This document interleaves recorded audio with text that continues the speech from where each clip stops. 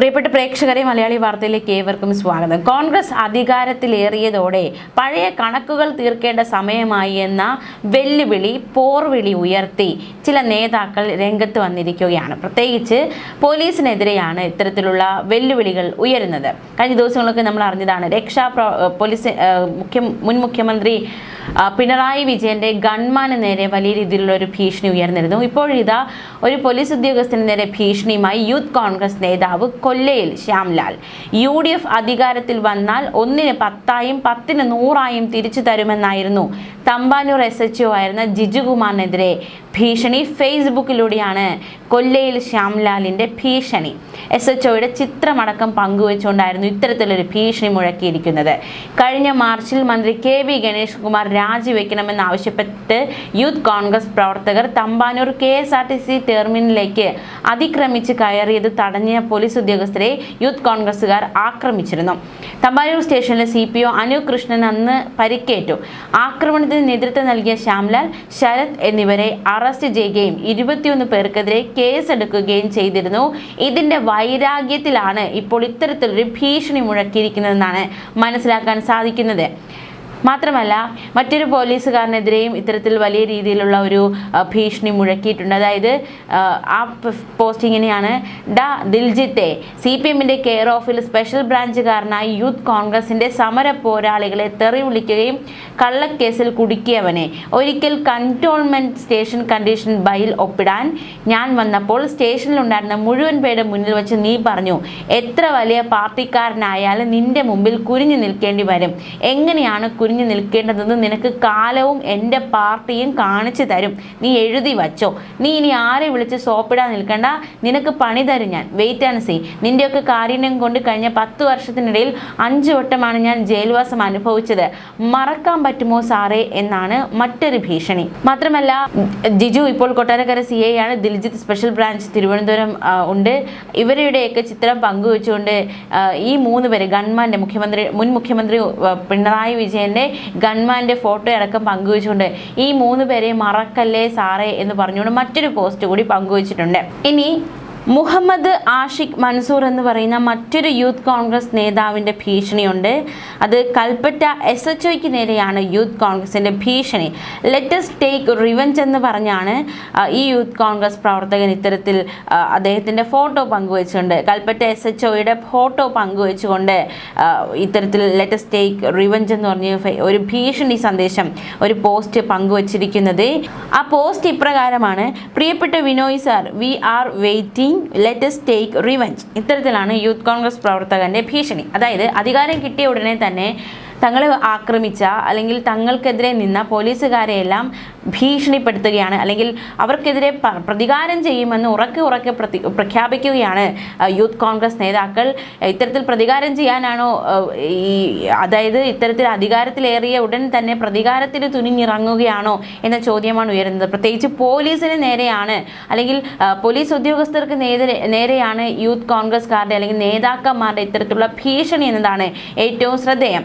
Revenge എടുക്കാനാണോ ഇവർ അധികാരത്തിലേറിയതെന്ന ചോദ്യമൊക്കെ ഒരു വശത്ത് ഉയരുന്നുണ്ട്. പ്രത്യേകിച്ച് ഈ വാർത്തകൾക്കൊക്കെ കീഴിൽ വരുന്ന ഒരു കമന്റ് ഇതാണ്: എന്ത് നാടാണിത്? പോലീസുകാർക്ക് അവരുടെ പണി പോലും ശരിക്കും എടുക്കാനാവുന്നില്ലല്ലോ. ആര് ഭരിച്ചാലും അവർക്ക് ഭീഷണിയാണ്.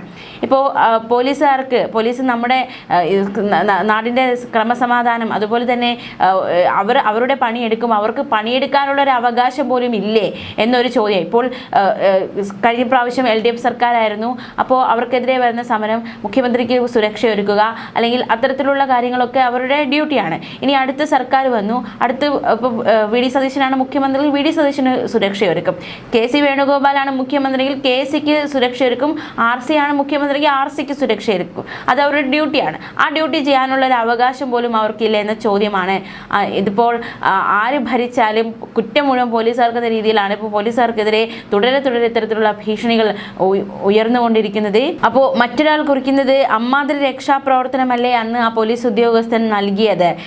നാം ജനങ്ങൾ മറന്നാലും രക്ഷാപ്രവർത്തനം ഏറ്റുവാങ്ങിയ പിള്ളേർ അത് മറക്കില്ലല്ലോ എന്നാണ് മറ്റൊരാൾ പറയുന്നത്. ഇത്തരത്തിൽ പോലീസുകാർക്കെതിരെ പരസ്യമായി ഭീഷണി മുഴക്കുന്നതിനെതിരെ LDF ആണിൽ അക്രമം എന്ന് പറയും. കോൺഗ്രസിന്റെ കുഞ്ഞുങ്ങളാണ് ഇങ്ങനെ ഇത്തരത്തിൽ പറയുന്നതെങ്കിൽ അത് മാസ് എന്ന് പറയും. മലയാളികൾ മൊത്തം കോൺഗ്രസ് അടിമകളായോ? ആരും പ്രതികരിക്കുന്നത് കാണുന്നില്ല. ഇത്തരത്തിൽ ഇപ്പോൾ യൂത്ത് കോൺഗ്രസ് ആണ് ഇത്തരത്തിലുള്ള ഒരു പോർവിളിയൊക്കെ മുഴക്കി വന്നിരിക്കുന്നത്.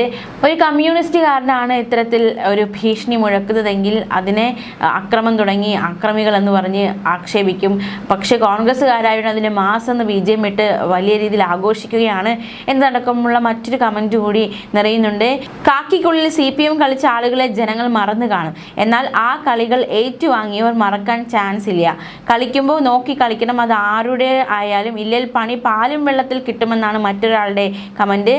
പല രക്ഷാപ്രവർത്തകർ ഇനിയുള്ള 5 വർഷം വട്ടം കറക്കുന്നത് കാണാൻ നല്ല രസമായിരിക്കും എന്ന് പറഞ്ഞ് മറ്റൊരു കമൻറ്റ്. എന്തായാലും പോലീസുകാർക്കെതിരെ വലിയ രീതിയിലുള്ള ഭീഷണി യൂത്ത് കോൺഗ്രസ് നേതാക്കൾ ഉയർത്തിക്കൊണ്ടിരിക്കുകയാണ്. അപ്പോൾ പോലീസാണ് എന്തൊക്കെ പറഞ്ഞാലും പോലീസ് തന്നെയാണ്. അപ്പോൾ ഇത്തരത്തിലുള്ള പോർവിളികൾ ഇത് നേതൃത്വം അംഗീകരിക്കുമോ? നേതൃത്വം ഇതിനൊരു മൗന അനുവാദം നൽകുമോ? എന്താണ് നേതൃത്വം സ്വീകരിക്കാൻ പോകുന്ന നിലപാട് ഇത്തരത്തിലുള്ള ഭീഷണികളിലൊക്കെ എന്നതും കാത്തിരുന്ന് കാണേണ്ട കാര്യം തന്നെയാണ്. അതേസമയം മുഖ്യമന്ത്രിയുടെ സുരക്ഷാ ഉദ്യോഗസ്ഥന് കഴിഞ്ഞ ദിവസങ്ങളിൽ പരസ്യ ഭീഷണിയുമായി KC നേതാവ് രംഗത്ത് വന്നിരുന്നു.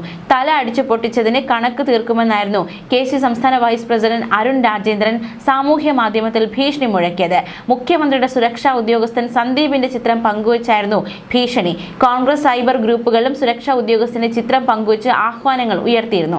ആലപ്പുഴയിലെ നവകേരള യാത്രയ്ക്കിടെ KSU നേതാക്കളെ മർദ്ദിച്ചത് ചൂണ്ടിക്കാട്ടിയാണ് ഭീഷണി.